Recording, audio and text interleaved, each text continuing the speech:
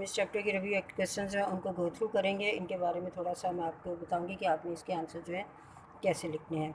Number 1 है, what do you understand by reflection of light? Draw diagram to illustrate reflection at a plane surface. ठीक है, ये आपका सबसे पहला फर्स्ट पॉइंट है जिसमें रिफ्लेक्शन ऑफ लाइट आ जाता है, उसको डायग्राम के ज़रिए दिखाया गया है। Easily you can find it.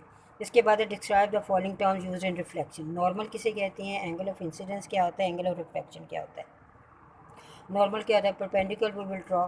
ठीक है, और एंगल ऑफ इंसिडेंस क्या होता है, the angle between the normal and the ray of incidence. ठीक है, इनके दरमियान जो एंगल बनता है उसे हम क्या कहते हैं, एंगल ऑफ इंसिडेंस।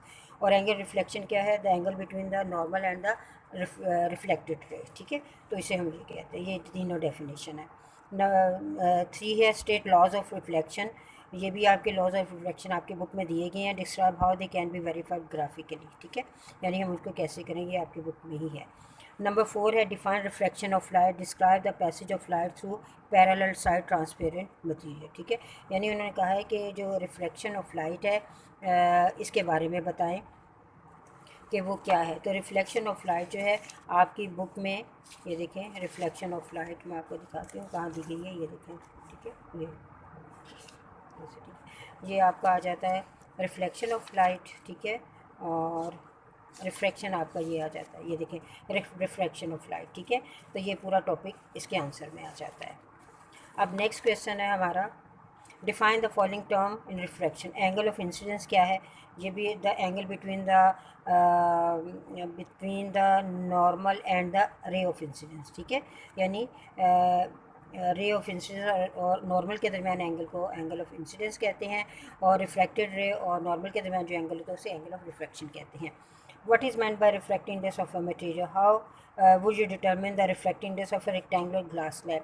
ये पूरा टॉपिक आपके बुक में दिया गया है। ठीक है, state the laws of reflection of light and show they must be verified using rectangular glass slab pin। ठीक है, नेक्स्ट है 8 है, what is meant by the term total internal reflection।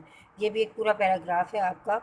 ठीक है, इसमें कोई आपको कन्फ्यूजन नहीं होगी। ठीक है, state the condition for total internal reflection, यानी इंटरनल रिफ्लेक्शन की जो कंडीशन है वो क्या है। ठीक है, क्रिटिकल एंगल जो है वो should be greater than the angle of incidence. ठीक है, ये इसकी है। What is critical angle, draw relationship between the critical and the refractive index. ठीक है, यानी इन दोनों के दरमियान रिलेशनशिप क्या है, ये रिफ्रैक्टिव इंडेक्स है 1/sin c, तो ये इन दोनों के दरमियान रिलेशन है, ये आप बता देंगे। ठीक है, define the term apply to the lenses. Principal axis किसे कहते हैं। ठीक है, सो ऑप्टिकल्स और फोकल लेंथ किसे कहते हैं। प्रिंसिपल एक्सिस क्या कहते हैं, the line passes through the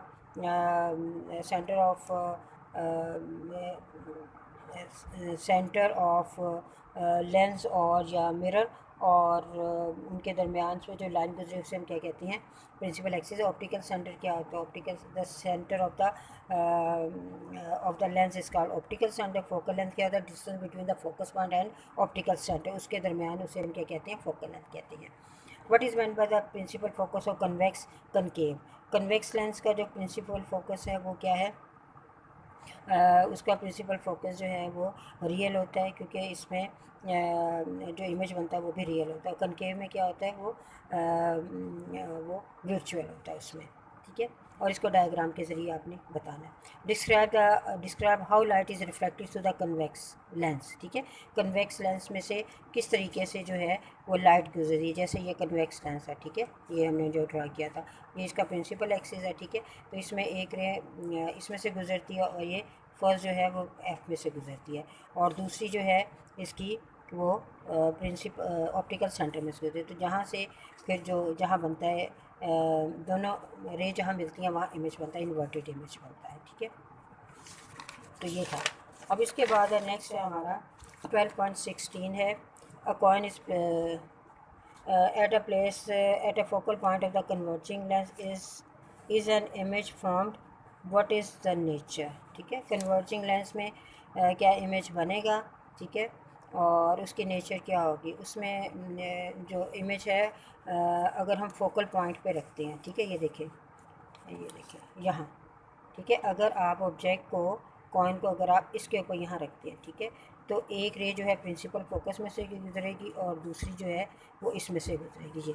it means कि वो एफ पे ही इसका जो इमेज है वो बनेगा, ठीक है। What are the difference between real and virtual image? Real image और वर्चुअल इमेज में क्या है? वर्चुअल इमेज वो होता है कि जो कि जहाँ ऑब्जेक्ट होता है उसी साइड जो इमेज बनता है उसे वर्चुअल इमेज कहते हैं। और रियल इमेज किसे कहते हैं? यानी एक साइड पे लेंस के एक साइड पे ऑब्जेक्ट है तो दूसरी साइड पे जो इमेज बनता है उसे हम रियल इमेज कहते हैं। How does a converging lens form A virtual image of real body, ठीक है। तो ये भी डायग्राम से रिलेटेड है। डिफाइन पावर, ये पावर की आपने डेफिनेशन उसका यूनिट लिखना है। और describe the passage of light through a glass prism और एंगल ऑफ डेविएशन, ये भी पूरा एक टॉपिक है आपके पास। और define the term dissolving power, magnifying power, ये भी डेफिनेशन है। फिर आपने रे डायग्राम बनानी है इनकी, सिंपल माइक्रोस्कोप की, कंपाउंड की और रिफ्लेक्टिंग टेलीस्कोप की। तो ये मैंने आपको पूरे सही तरीके से आपको समझा दिया कि किस तरह आपने रे डायग्राम बनानी है, ठीक है। और इस तरीके से बाकी के क्वेश्चन भी आप इजीली सॉल्व कर लेंगे, ठीक है। तो आपने इन क्वेश्चंस को बहुत अच्छे तरीके से आपने इनको समझ के लर्न करना है। और ये बहुत बहुत इंपॉर्टेंट आपका चैप्टर है, क्योंकि आपके पेपर का, बोर्ड के जो पेपर है उसका मोस्टली पार्ट जो होता है वो इसी चैप्टर में से लिया जाता है। अल्लाह हाफिज़, स्टे होम।